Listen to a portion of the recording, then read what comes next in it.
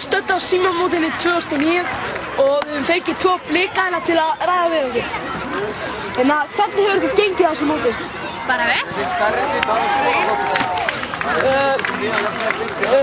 Hvað er þið gamla? 11.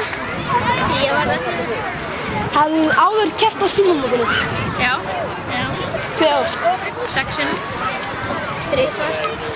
Er gaman hérna? Já. Hver er uppáhaldsmaturinn ykkar og drykkur? Ég veit það ekki. Já. Með hvað útlenska liði haldið? Manchester. Arsenal. Hafið þið unnið Símamótið? Já. Hve oft? 1 sinni. 4 sinnum. Hvað er skemmtilegast við þetta mót? Spila fótbolta.